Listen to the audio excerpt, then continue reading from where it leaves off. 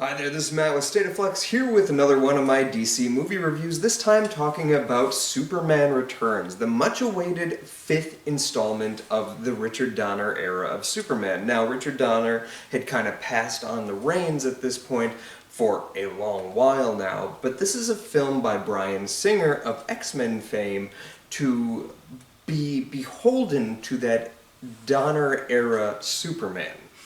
And it was meant to be this big kickstart to a Superman franchise. And the long wait proved kind of pointless. It's a movie that will make you feel restless because you're constantly waiting for something to happen. And that is frustrating. But I do like that it's a movie that allows itself to take its time. It's just by the end of the film, you're like, what was all this for? It didn't really end up meaning much of anything.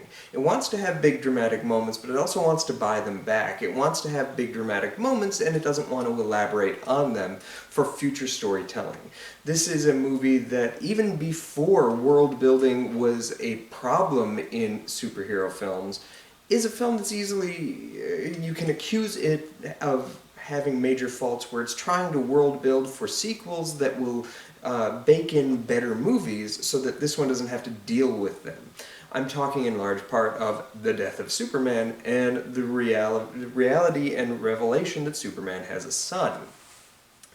And these are the only two aspects of the film that really kind of justify its existence. There's been a long separation of Superman, and the movie kind of immerses itself in this idea of, does our present world even need Superman? In fact, Lois Lane writes an article saying the world doesn't need Superman. She wins a Pulitzer for this. But the film never really addresses that. It just seems to be afraid of the idea of having a Superman in the present world more than anything. And when you see Superman being super, it's not these big glorious moments. It's not this uplifting optimism that you felt in Richard Donner's original Superman. Instead, it's just this sense of almost embarrassment that, yeah, we're making a Superman movie kind of situation. And this isn't the first time Bryan Singer has done this. Bryan Singer, well, he made a couple of films prior to X-Men, including the much loved and elevated Usual Suspects. He really grew to fame making the X-Men movies and legitimizing them as a franchise. But those films are shit scared of being considered Superman films. They immerse themselves in a pseudo-reality by making everything dark, sapping all the color out of the comic book. Like, the X-Men comics are vibrant and colorful, and they have a very distinct visual style, and all of that is eliminated in the X-Men movies. And you can argue, well, the first one was pretty low budge considering the type of blockbuster it ended up becoming. But you can't say that about any of the sequels, and they didn't have to be beholden to the original one so much, just as this one doesn't have to as well. Yet this one does the exact same thing. It desaturates the color, and it lives in constant fear that people will realize they're making a Superman movie and, oh, they're going to turn on it because Superman doesn't work by modern day standards. But I'm going to tell you right now that a character that has existed for 70 plus years, there's nothing wrong with that character. The people who say that argument that Superman can't work by modern day standards are people who choose not to read that comic anyway, so they're not going to respond well to it because they think it's something that ultimately it isn't. People who love Superman want to see Superman. They don't want to see the desaturated color palette. They don't want to see a morose character who's trying to justify his own existence. They want to see the guy that's just genuinely a good dude performing good work. The best part of Superman, the original Donner one, while he's being Superman, is just the scene where after he's revealed himself and saved Lois is just going around like saving cats from trees. And that's what this film is afraid of. And it just doesn't make sense. Now, this isn't a bad film. I think the first 45 minutes, and it takes 45 minutes before Superman actually emerges, is pretty good. And it has a couple of strengths. I do think that the the casting of Brandon Routh to be evocative of Christopher Reeve is a strong choice. He does a good job. He doesn't quite make it his own performance, but he does a really good job of capturing what it was that we liked about Reeve. But the biggest strength this film has is, warning now, trigger warning, I'm going to compliment a bastard. Kevin Spacey is a phenomenal Lex Luthor, and I'm going to go out on a limb and say that he is the best big screen Lex Luthor that we've ever had. Is his plot in this completely asinine? Absolutely. Does the final act of this film absolutely not work because of that plan, which is, believe it or not, yet another real estate scheme? Correct. That is also true. The whole idea that Lex Luthor is trying to kill billions by creating essentially a new continent made out of Kryptonian technology, but when the landscape shows up, it looks like nobody would want that. So he's done nothing but kill billions, and in sacrifice to himself. Like, he's not going to make money from this. He's not going to create land that's desirable. It's absolutely dumb. The final act of this film is easily the worst act of it, and this is also the act that introduces Superman's son. Lois Lane in this film, played by Kate Bosworth. She's a great actress, completely miscast in this. She doesn't have that oomph or vivacious quality that Lois Lane should have, and I don't think it's her that's the problem. I think it's the script doesn't want to write her that way, and because of that, she's plain Jane all around. Kate Bosworth is a good actress, and I would have liked to have seen her take a meteor shot with this film. That said, she has had a kid in the time that Superman has been away in this film, and you're meant to think that it's going to be with Cyclops, James Marsden, but it is in fact not. That's telegraphed very early on, that the kid is actually Superman's, and he has qualities of both Lois and Clark.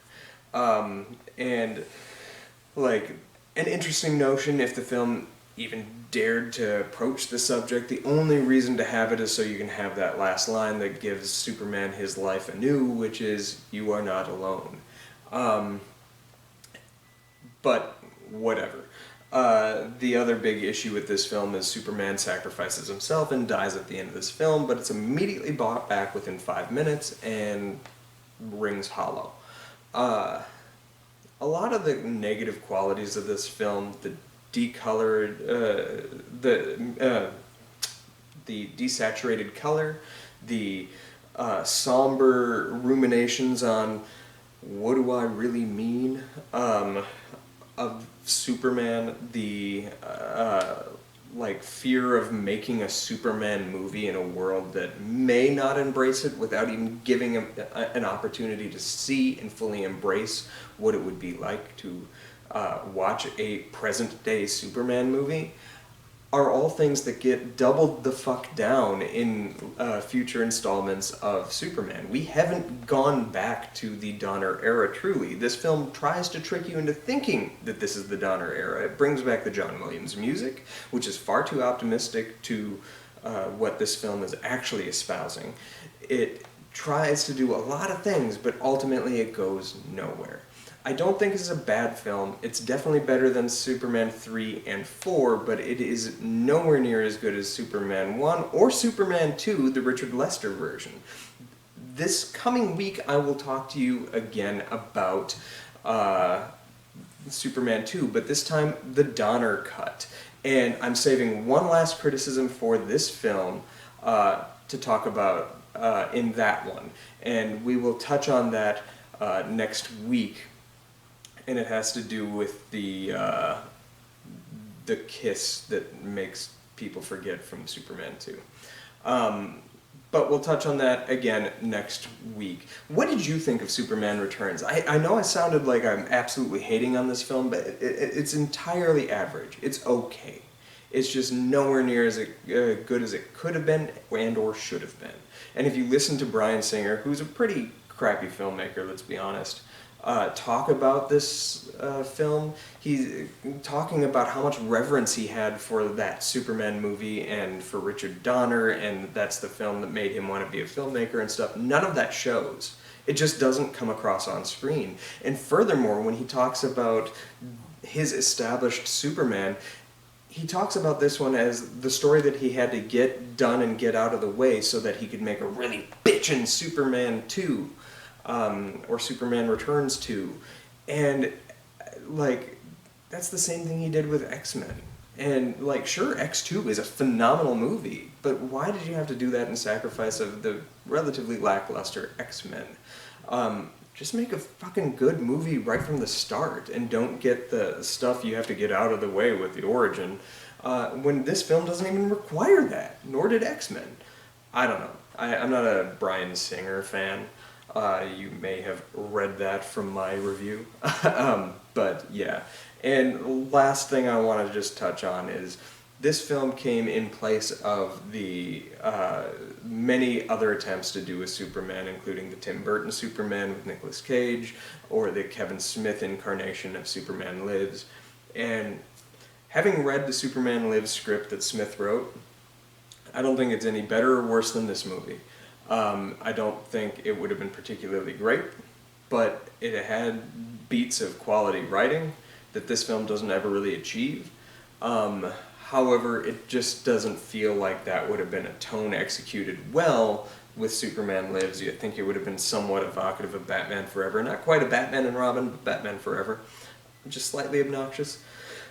The Tim Burton thing sounded just insane, and none of that sounded good outside of I hear Chris Rock was going to be playing Jimmy Olsen, and that would have been kind of neat. I like Chris Rock.